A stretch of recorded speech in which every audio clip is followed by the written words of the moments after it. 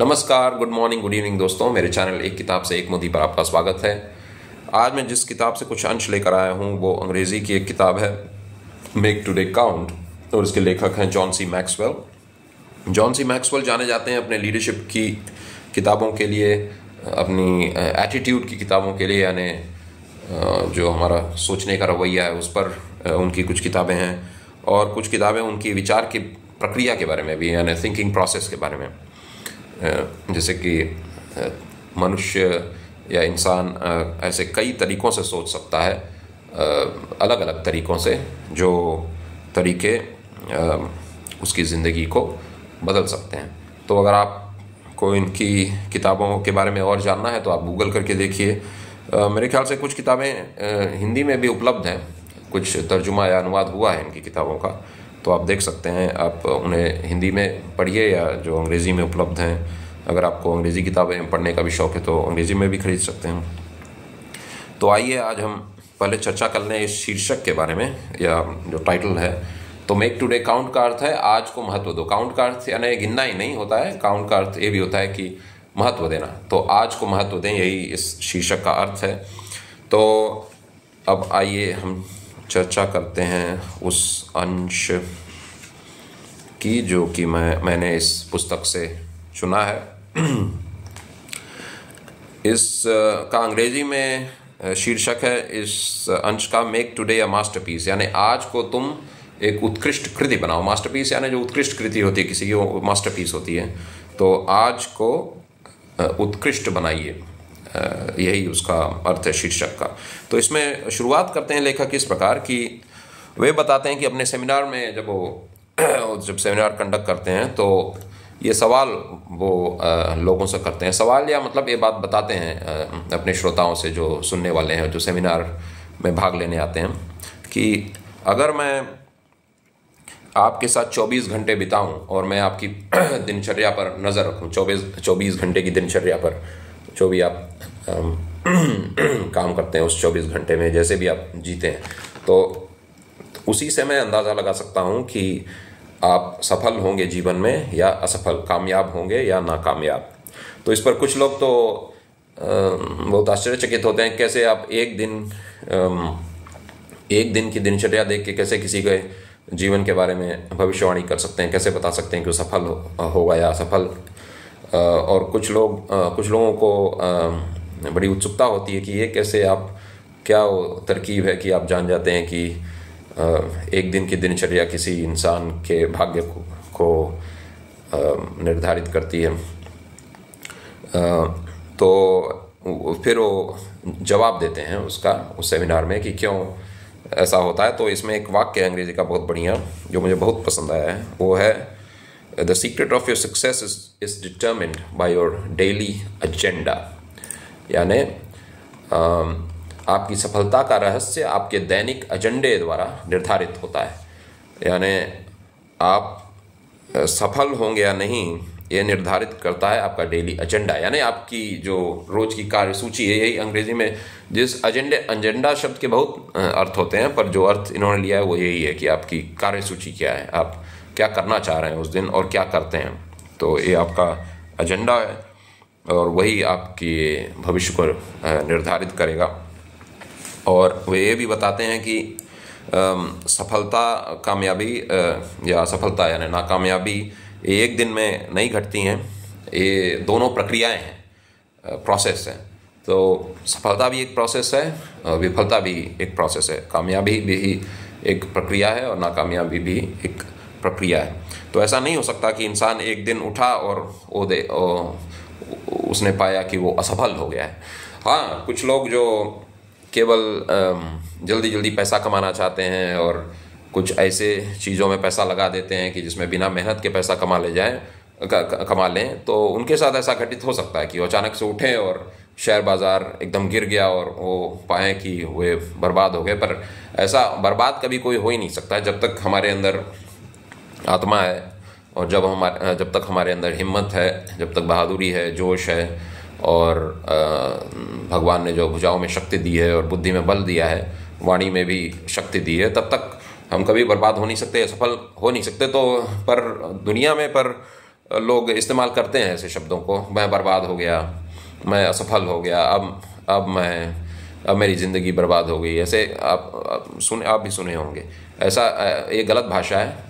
कभी भी परिस्थिति के कारण कोई बर्बाद हो ही नहीं सकता है। बर्बाद या नाकामयाब या विफल आदमी अपने कर्म से होता है, अपने विचारों से होता है और अपनी वाणी से होता है। तो जब तक हमारा कर्म सही हो, वाणी सही हो, विचार सही हो, तब तक आदमी असफल कैसे हो गया है। इसका मतलब हम सारे धर्मशास्त्रों को हम एक तरफ कर देते हैं और केवल अपने हिसाब से हम सफलता और असफलता की परिभाषा गढ़ लेते हैं या विचार कर लेते हैं, वो गलत है।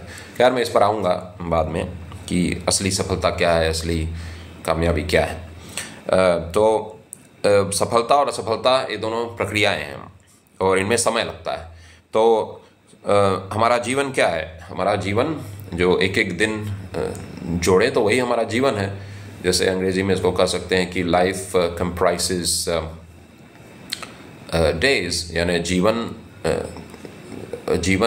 जो एक एक दिन है उसी का जोड़ना है या योग है। तो एक एक दिन मिलके ही हमारे जीवन को निर्धारित करते हैं। तो आज मैं जो हूँ वो जो पिछले जितने भी दिन में मेरी ज़िंदगी अभी तक की है, तो वही एक एक दिन मिला के ही मुझे अभी आज यहाँ लेकर आई है। मतलब उन दिनों का जो योग है वो मुझे यहाँ तक लेकर आया है और सभी के जीवन का यही हाल है। तो आप जो रोज़ काम करेंगे, डेली करेंगे, वही आपके जीवन को निर्धारित करेगा कि वो सफल जीवन होगा या असफल जीवन। और इस तरह भी हम इसको देख सकते हैं कि आपका पूरा जीवन सफल होगा जब आपका हर दिन सफल होगा। तो हर दिन आप सही काम कीजिए, हर दिन आप सही चीज़ बोलिए, हर दिन आप सही चीज़ सोचिए, हर दिन आप सही काम कीजिए, तो आपका जीवन वो उस दिन सफल हो गया। और उसी को जब आप जोड़ते जाएंगे तो एक पूरा सफल जीवन बन जाएगा।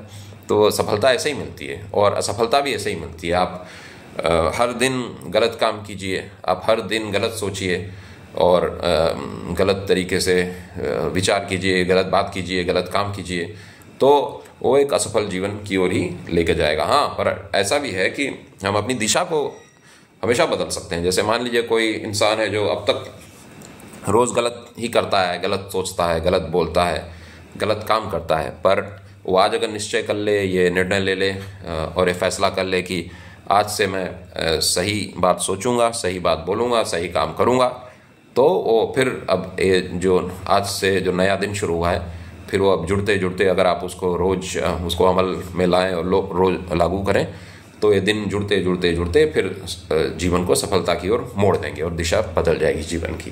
तो सफलता और विफलता ऐसे ही ये दोनों ऐसे ही काम करते हैं। दोनों का काम करने का तरीका एक ही है। बस सफलता में क्या होता है, आदमी रोज़ हर दिन या ज़्यादा से ज़्यादा दिन सही काम करता है और सही सोचता है और सही बोलता है, और असफल आदमी रोज़ या ज़्यादा से ज़्यादा दिन वो गलत बोलता है, गलत सोचता है और गलत करता है।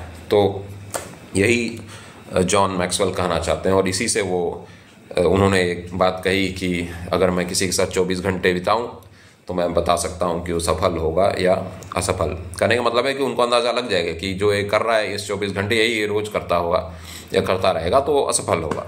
तो ये बात वे इसलिए कहते हैं कि रोज़ आदमी प्रत्येक दिन को महत्व दे, हर दिन को महत्व दे।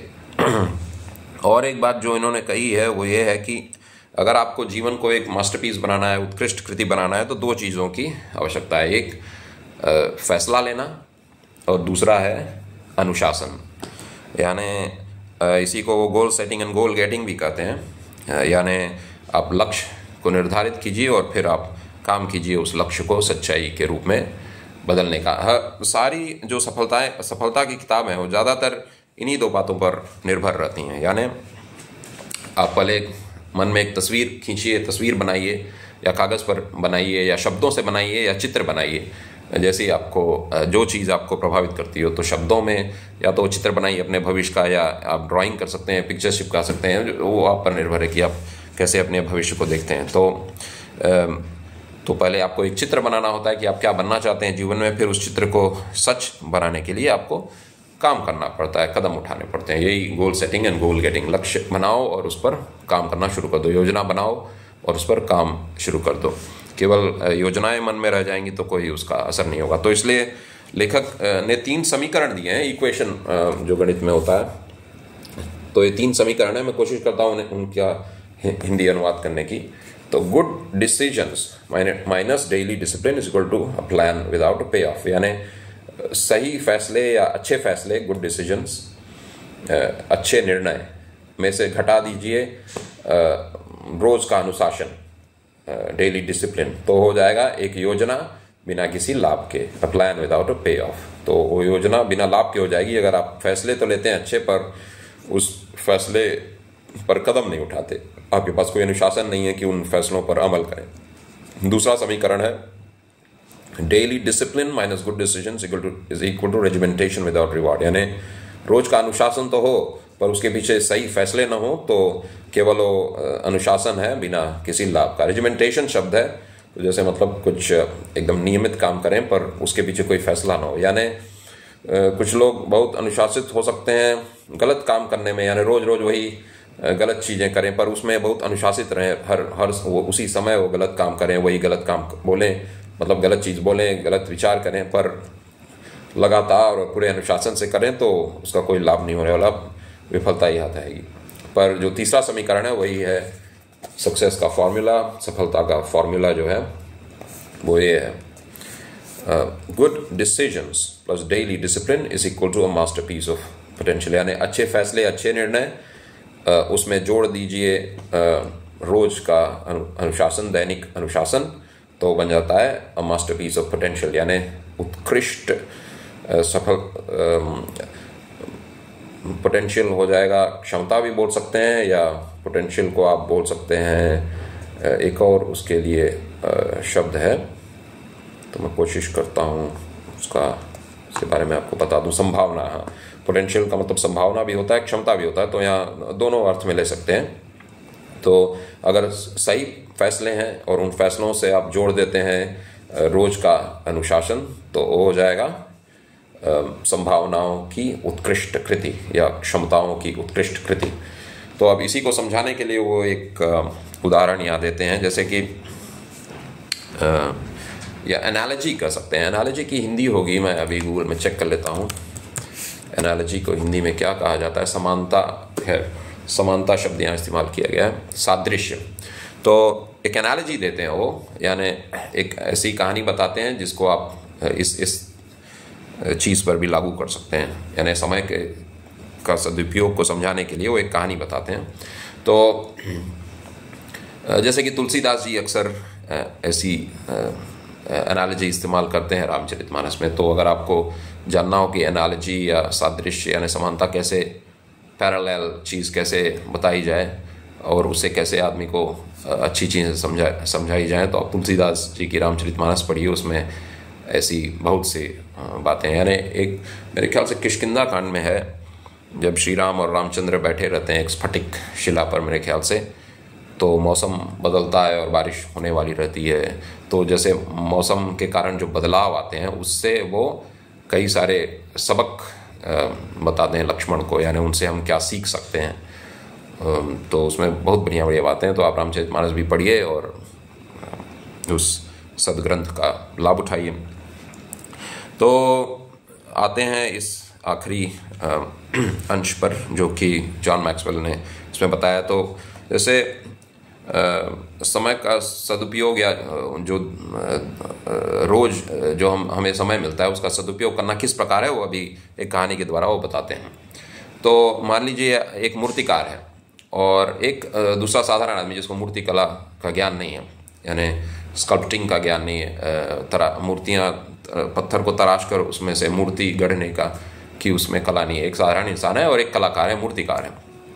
तो एक मार्बल यानी संगमरमर का टुकड़ा दे दीजिए या खंड दे दीजिए दोनों को, तो वही समय के समान है। तो संगमरमर का जो खंड है वो जो रोज़ का हमें समय मिलता है वो है, तो रोज के 24 घंटे मान लीजिए वो संगमरमर का खंड है। तो एक आप मूर्तिकार को दे दीजिए, यानी जो मूर्तिकार हो गया जो समय का सदुपयोग करता है, और एक दूसरा साधारण आदमी हो गया जो समय का उपयोग नहीं करना जानता। तो जब संगमरमर का खंड मूर्तिकार के पास आएगा तो उसके पास वो कला है जिससे कि वो उसे तराश के एक सुंदर मूर्ति बना देगा। उसी को मास्टरपीस शब्द इस्तेमाल किए हैं उसी के लिए, यानी उत्कृष्ट कृति हो जाएगी उसकी, एक सुंदर मूर्ति बना लेगा वो उस संगमरमर के खंड से या टुकड़े से।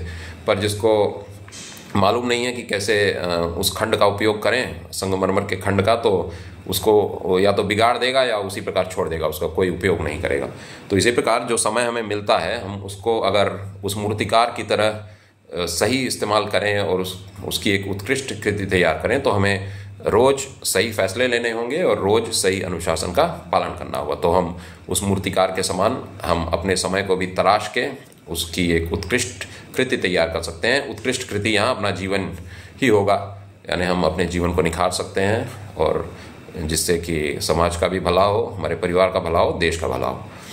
और अगर हम समय का दुरुपयोग करेंगे तो हम अपने जीवन को भी बिगाड़ेंगे, जिससे कि परिवार का जीवन भी बिगड़ेगा, समाज का जीवन बिगड़ेगा और देश का जीवन बिगड़ेगा। तो इसलिए कभी भी ये ध्यान रखें, ये हमारा एक मौलिक कर्तव्य है या बुनियादी फ़र्ज है हमारे कॉन्स्टिट्यूशन के हिसाब से, संविधान के हिसाब से, कि हर नागरिक उत्कृष्टता की ओर बढ़ेगा ताकि वो अपने देश को भी आगे बढ़ाए। यानी जब हर नागरिक उत्कृष्ट होगा और अपने अपने क्षेत्र में आगे बढ़ेगा और अपने को कुशल बनाएगा और अपनी जो सारी शक्तियाँ हैं उनको उभारेगा, तो उससे हमारा राष्ट्र भी आगे बढ़ेगा। तो इसलिए समय का अगर आप दुरुपयोग करेंगे तो राष्ट्र का भी समय आप नुकसान कर रहे हैं, क्योंकि हम सब राष्ट्र के नागरिक हैं।